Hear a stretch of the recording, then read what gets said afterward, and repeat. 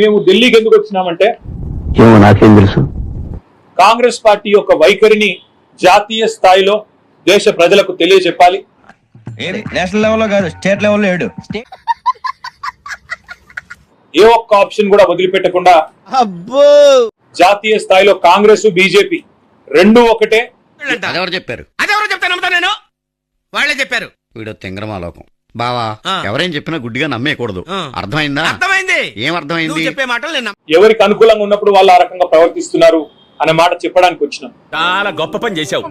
దాంతో పాటు ఇది కేవలం మొదటి అడుగు మాత్రమే. అంటే రెండో పాత్ర కూడా ఉందా? దీని తర్వాత తప్పకుండా ఒకవేళ హైకోర్టులో న్యాయం లభిస్తుందని నమ్ముతున్నాం. భయం వేస్తుంది, వణుకు వచ్చేసింది నా కడుపులో. తప్పకుండా న్యాయం గెలుస్తుంది. దానం నాగేందర్ గారితో పాటు పార్టీ మారిన 6 ఎమ్మెల్యేలు కూడా వెంటనే డిస్క్వాలిఫై చేస్తారని నమ్ముతున్నాం.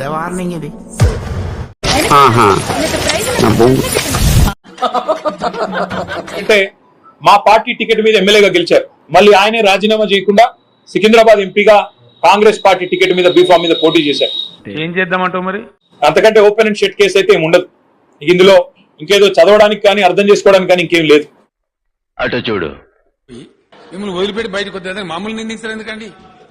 మీకు మీరు కంట్రోల్ చేసుకోవాలి తప్ప ఇతరుల మీద పడేయడం కరెక్ట్ కాదు అధ్యక్ష. ఇది బాప్ 1 నంబరీ, బేటా 10 నంబరీ. సరిగా చెప్పిదావరా కుదా తేరా గవా. కాబట్టి మేము ఆలోచిస్తున్నది న్యాయం లభిస్తుంది హైకోర్టులో అని. అదవుదమ్మా. ఒకవేళ లభించకపోతే చెయ్యకపోతే ఏం చేస్తారు? సుప్రీంకోర్టుకు వస్తాం. సుప్రీంకోర్టులో కూడా తొందరలోనే పిటిషన్ కూడా వేయడానికి కూడా అన్ని సిద్ధం చేసుకుంటున్నాం. చాలా మంది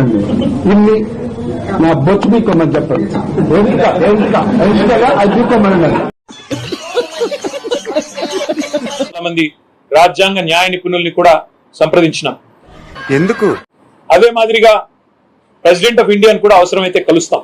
అయ్యింది కేవలం ఒక ఎమ్మెల్యే బాబు. ఎమ్మెల్యే 4 రోజులు కాల. నువ్వేదో ఒక సీఎం కిందో డిప్యూటీ సీఎం కిందో మాట్లాడుతా ఉన్నావు. అంటే అది రామ్ మా పార్టీ లీడర్లందరూ కూడా వస్తాం. ప్రెసిడెంట్ ఆఫ్ ఇండియా గారిని కలుస్తాం. ఎలక్షన్ కమిషన్ పెద్దల్ని కలుస్తాం. అదే విధంగా అవసరమైతే లోక్సభ స్పీకర్ ని రాజ్యసభ చైర్మన్ ని కూడా కలుస్తాం. ఏ రకమైన వ్యవహారం తెలంగాణలో నడుస్తుందో, కాంగ్రెస్ నిర్వాహకం ఏందో జాతీయ స్థాయిలో ఎండగడతాం. నిజాన్ని తెలుసుకోవాలి. చూడండి, కాంగ్రెస్ నుంచి తెలుగుదేశం నుంచి అందరూ చేరుతున్నారు. ఇప్పుడు ఏదైనా రాజకీయ పార్టీ నేను వచ్చి నీ పార్టీలో చేరుతా అంటే వద్దంటారు. అక్కడ ఉండే పరిస్థితిని బట్టి అక్కడ అంతా లోకల్ గా ఓకే అని కూడా చేర్చుకుంటారు. మీరు చేస్తే ఆదర్శం, వేరే వాళ్ళు చేస్తే ఆవేశం. కరెక్ట్. ఇది కరెక్ట్ గా చెప్పేవయ్యా. రాబోయే సెషన్ కూడా వస్తా ఉంది. 22 నుంచి 22 తారీఖు సెషన్ ప్రారంభంగా అవుతా ఉంది. మాకు రాజ్యసభలో 4 సభ్యులు ఉన్నారు. 0 నెంబర్ ముందు సున్నాలు ఎందుకుంటాయి? రాజ్యసభలో కూడా ఈ అంశాన్ని లేవనెత్తుతాం. అంటే ఏంటే నన్ను వెళ్ళి బోకరేజం చేయమంటా? ఏ వేదిక మీద అయితే న్యాయం జరగాల్సి ఉంటుందో ఆ ఏ వేదికను కూడా వదిలిపెట్టకుండా తప్పకుండా కాంగ్రెస్ పార్టీ యొక్క దుర్మార్గాన్ని ఎండగడతాం. మనం నాశనం అయిపోయినా పర్వాలేదు, పక్కడు బాగుపడకూడదు.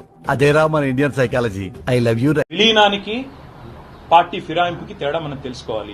మాకు తెలియదు సార్. మీరు దేశ ముదురు కాబట్టి చెప్పండి. మీరు ముదురు కదా, మీరు అందరు నాకుతుంటారు కదా. విలీనం అంటే 3/2 మంది కనుక ఒప్పుకుంటే అది విలీనం, అది చట్టబద్ధం. కూసేగాడిది వచ్చి మేసేగాడిదని సెడదే సార్. అదే దానిలో ఎవరేం చేయలేరు. కానీ నేను అనేది ఏంటంటే ఇప్పుడు ఇక్కడ జరుగుతున్నది ఏంటి? 38 మంది ఎమ్మెల్యేలు, 7 ఎమ్మెల్యేలు ఎవరి పార్టీకి వారు ఎప్పటికప్పుడు మారారు. మిమ్మల్ని ఎక్కడో చూసినట్టుందండి. ఏదైనా రాజకీయ పార్టీ నేను వచ్చి నీ పార్టీలో చేరుతా అంటే వద్దంటారు. అక్కడ ఉండే పరిస్థితిని బట్టి అక్కడ అంతా లోకల్ గా ఓకే అని కూడా చేర్చుకుంటారు. ఇప్పుడు తలుచుకుంటే తమాషాగా ఉంది. నేనున్నానే పెద్ద ఎర్రుండి. దేశవ్యాప్తంగా మీ పార్టీ వాళ్ళ మీద మీ ఆకర్షణ తక్కువైపోయి మిమ్మల్ని వదిలిపెట్టి బయటకు వచ్చేది మామూలు నిందించారు ఎందుకండి? ఒక్కొక్కడు వచ్చి ఒక పార్టీలో గెలిచి ఇంకో పార్టీ కండువా కప్పుకోలే. ఇవన్నీ కేటీఆర్ చెప్పిన పచ్చి అబద్ధాలు. ఎన్నికల తర్వాత టీడీపీ నుంచి గెలిచిన 15 మంది ఎమ్మెల్యేల్లో 4 టీఆర్ఎస్ లోకి జంప్ అయ్యారు. ఎమ్మెల్యేలు తలసాని శ్రీనివాస్ యాదవ్, ధర్మారెడ్డి, తేగల కృష్ణారెడ్డి, మంచిరెడ్డి కిషన్ రెడ్డి గులాబీ కండువ కప్పుకున్నారు. దీనికి మీరు ఏమంటారు సార్? కొంతమంది అంటాను, అన్నా ఆనాడు మనం అధికారం ఉన్నప్పుడు కూడా కాంగ్రెస్ వాళ్ళని చేర్చుకున్నాం కదా, కాబట్టి ఇప్పుడు వాళ్ళు చేసేది కూడా కరెక్టే. ఖతం, బాయ్ బాయ్, టాటా, గుడ్ బాయ్, గయా.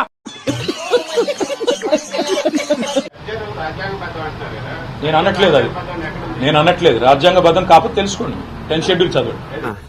అబ్బబ్బబ్బబ్బబ్బబ్బబ్బా. ఎంత మదం ఎంత మదం ఎంత మదం. సరే బ్రదర్, ఇప్పుడు మీకు నాకు వాదం ఎందుకు? మీకు అంతే, మీరు చదువుకోండి, నేనేం చెప్పలేను. పొట్టోడికి దోలు తీరిపోయింది. మనం కష్టంలో, పార్టీ కష్టంలో ఉంటే పెద్ద పెద్ద నాయకులు కేశవరావు గారు, కడియం శ్రీహరి గారు ఇలా జారుకుంటున్న సమయంలో ఇలాంటప్పుడే గుండె రాయి చేసుకో. 15 అన్ని అనుభవించి పోయేటప్పుడు మాత్రం 2 రాళ్ళు వేసి పోతారు. చాలా విచిత్రం అనిపిస్తుంది కొంతమంది మాటలు వింటా ఉంటే గానీ. ఎంత ఘోరం జరిగిపోయిందిరా. కొంతమంది పవర్ బ్రోకర్లు, ఇవే తగ్గించుకుంటే మంచిది. కొంతమంది నాయకులు ఈ పార్టీని వదిలిపెట్టిపోతా ఉన్నారు. ఆడికి అలాగే అవ్వలేరా.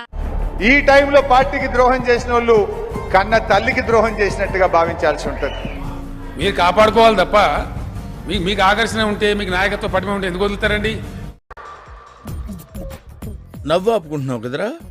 ప్రతిదానికి ఇదేదో పెద్ద భయంకరమైన తప్పు జరిగినట్టు, రాష్ట్రంలో అన్యాయం జరిగిపోయినట్టు. మీకు అన్యాయం జరిగిన వాస్తవం మేమేం చేయమండి? చూద్దాంలే. చూడటం కాదండి, మీరు చెయ్యాలంతే. సరే మీరు ట్రై చేస్తారన్నారంటే అది ఓకే అయిపోయిన